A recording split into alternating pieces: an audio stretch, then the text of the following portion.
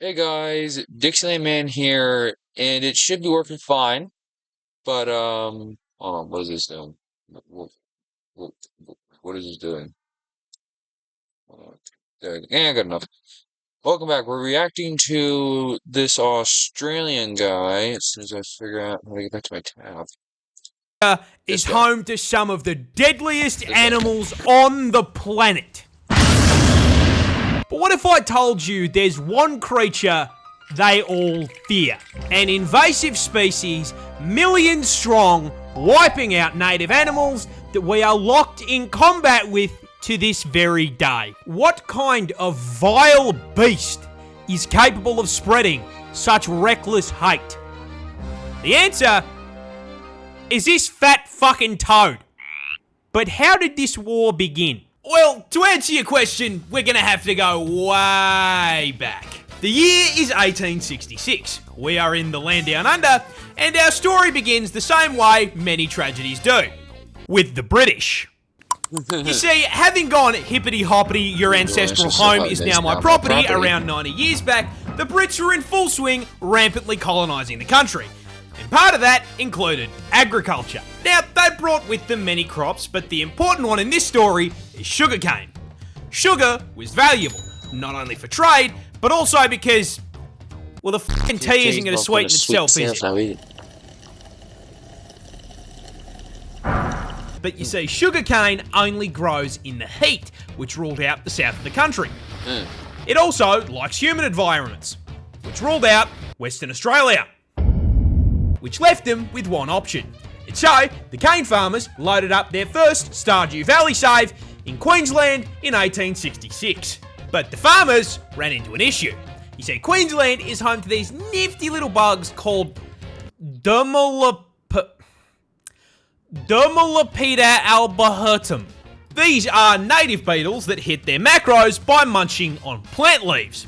So when cane farmers joined the Queensland Minecraft server and set up a f***ing Hermitcraft-sized farm, the beetles were in heaven and set to work demolishing the plant leaves. Now, funnily enough, the adult bugs weren't actually the problem.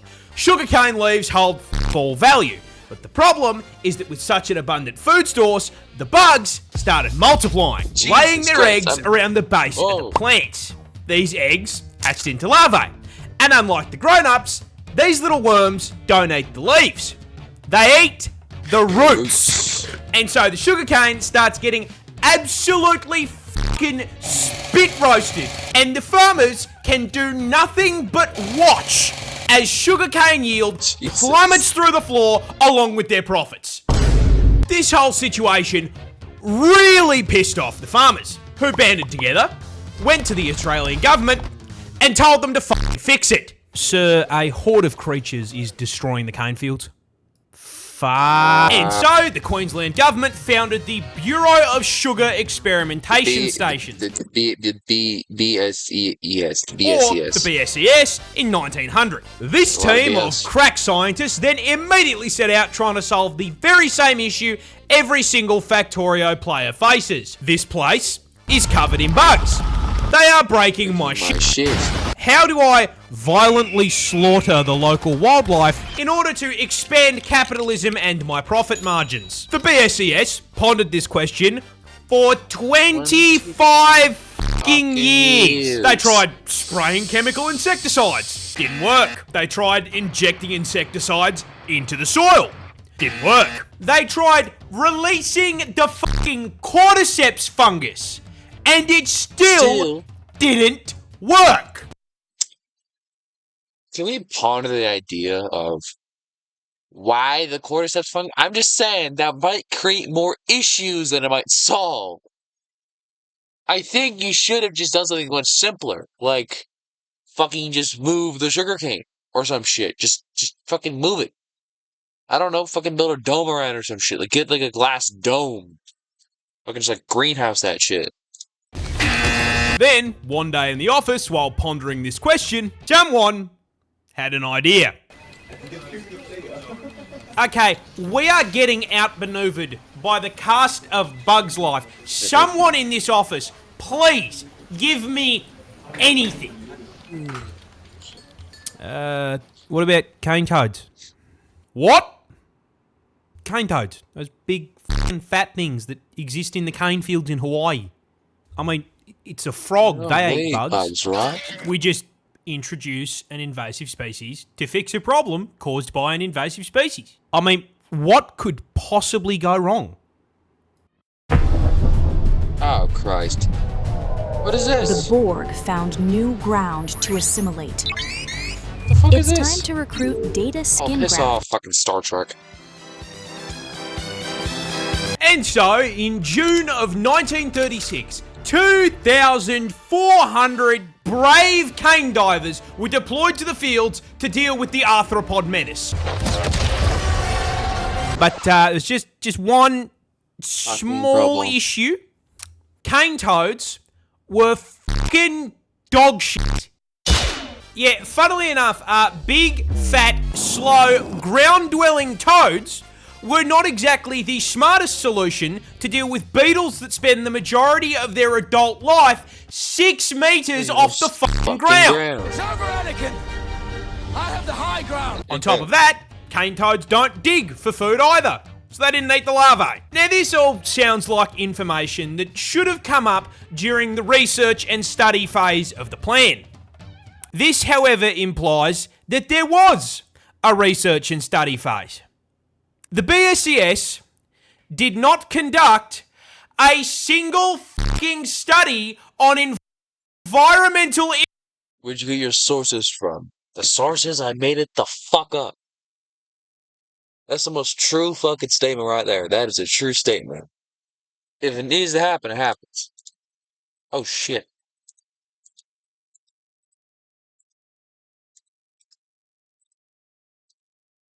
study phase. The BSES did not conduct a single fucking study on environmental impact before releasing an army of cane toads. Are you fuck? This complete absence of brain cells caused a rather spectacular domino effect of ecological fuck-ups, and it's going to teach you a valuable lesson about invasive species. You see, while the cane toads barely ate what they were supposed to, they did eat. And as incredibly large omnivorous toads, they ate practically anything they could fit into their mouths. Rats, mice, snails, baby birds. It was the toad equivalent of fucking Kirby. And then, not unlike the exact problem they were brought here to solve, with all that food, they started reproducing. A lot. In fact, female cane toads can lay anywhere between 8,000 to 13,000 fucking eggs per class. This didn't pop up in the meeting? No motherfucker thought this might be a problem? Not one fucking dude in the back going, "Hi, mate. Our conversation's a little bit because I had a book about this shit. This might be a bit of a problem. I'm just saying, mate. They're laying a fuck ton of eggs. Might be a problem. Hey, Kevin, shut the fuck up, mate. You're not in the grown-up table. You're at the little kids table. Shut the fuck up. We're doing the thing." And then this has resulted in that. Much. But I mean, this should not be too much of a problem. Australia is home to some of the deadliest creatures on the planet. Surely, the local wildlife has this under control. Yeah, right? Wait, what? What? Cane toads are poisonous. Bro. Those little bulges on the shoulder. Those are parotid glands, and they are packed to the brim with bufotoxin. No, that's not a D's nuts joke. Got him! Now, whenever the adult toads are threatened, they will squirt this white, sticky fluid out of the glands. And when ingested, it does two things. One, makes you trip absolute balls thanks to the hallucinogenic bufotenin. And two, the other ingredient, bufogen, just straight up gives you a fucking heart attack. Is this why when the hippies were licking toads in California, a lot of them died? 'Cause that shit was highly toxic? That's probably why they died. I think that's a good thing, though, because the genetic idiocy pool has shrunken. Not by a lot, by a minuscule amount, but it has shrunken at least. Because who looks at a fucking toad and goes, I'm gonna lick that? Who does that? I want to know. Does someone do that watches this? Does someone fucking go, I want to lick that toad? Someone wants to lick the toad. Like, what the fuck, man? It's important to note that this toxin is also present in their eggs and tadpoles. Now, in their natural habitat, this isn't as much of a problem, because everything around them has had thousands of years to get good and deal with this f***ass poison build, by either developing immunity or learning to eat around the glands. But Australia is not their ecosystem, and despite all of the deadly animals we've got, they have had a grand total of 5 minutes to adapt to the presence of the fucking Calid toad. Now, quick question for the class. Why the fuck am I yawning?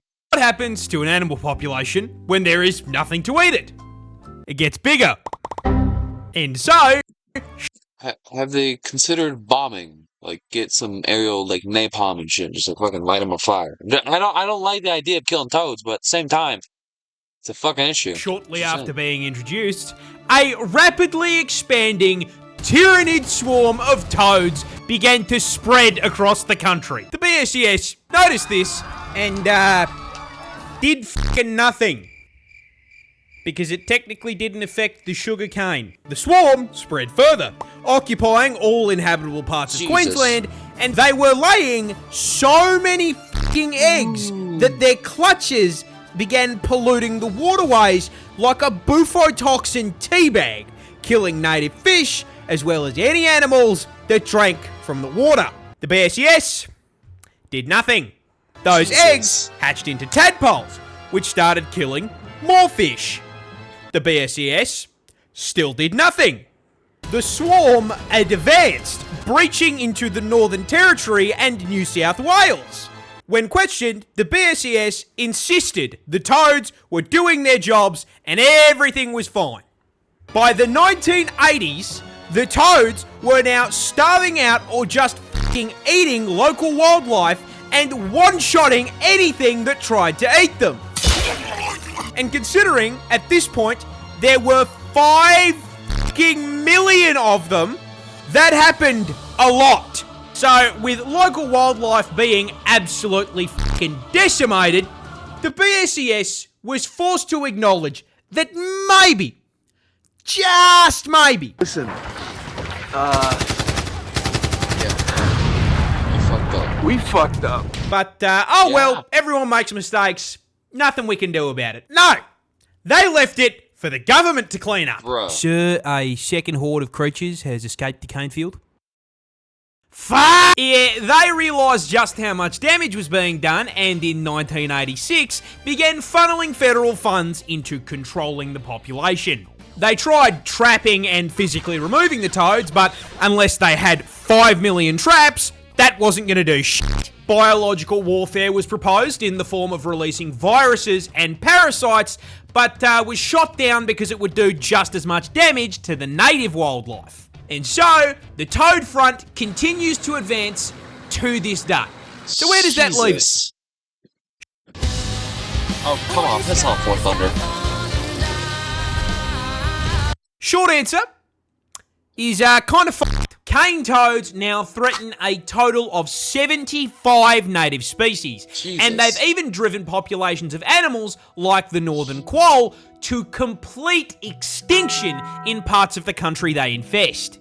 And with the population now sitting at 200 fucking million toads, that infestation is spreading, with predictions showing they will be fucking up ecosystems in 5 states in the near future. And given that they have amassed a population 10 times the size of the humans in Australia, the government has completely fucking abandoned the fight. Okay, have you tried bombing them? Or get some rednecks. Like, come to Florida. We got fucking people that eat toads here. We got people that fucking eat toads. Call some of them guys up. They know what to do. Just give them a couple shotguns and beer cans. Boom. That problem will be solved, probably. For eradication, switching focus to harm reduction, using bait toads covered in non-lethal but unpleasant substances to try to teach local wildlife that toad bad. On top of this, the government has encouraged the broader public to, just fucking kill the toads.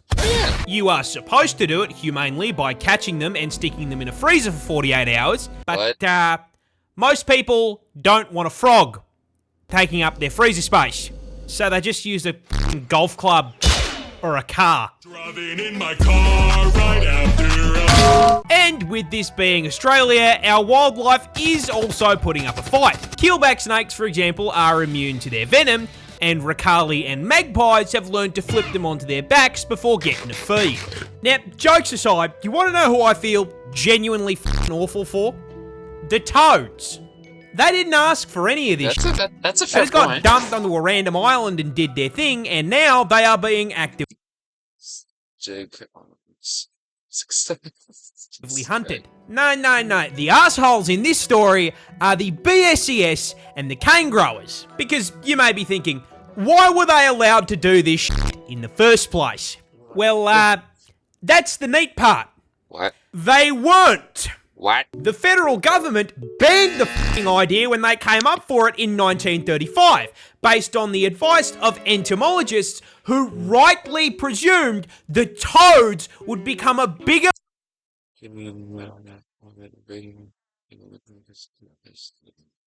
What the fuck? f***ing issue than the beetles. But the BSES and the cane growers lobbied to have the ban lifted in 1936. We are stuck in permanent toad combat because these dickheads looked at scientific advice and went, nah. You have got to be fucked. Okay. Yeah. The BSES is, those are some dickheads right there. Some massive dickheads. Yeah. I thank everyone for watching. Go subscribe to more Parz. Go subscribe to that guy. Really good guy, really funny. Go subscribe to him. It's cool. Do that. And, peace out. Have a good day.